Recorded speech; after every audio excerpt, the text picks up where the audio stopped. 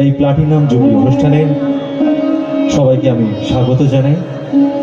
আজকের দ্বিতীয় রজনীর নিবেদন কবিগুরু রবীন্দ্রনাথ ঠাকুরের চিত্রাঙ্গদা।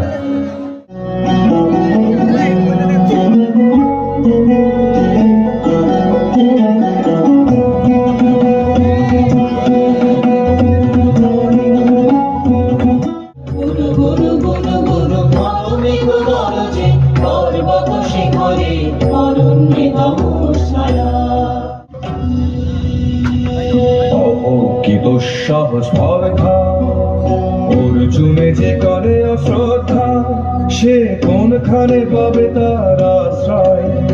অহ কি দুঃসাহস! মনে মনে শুনিয়া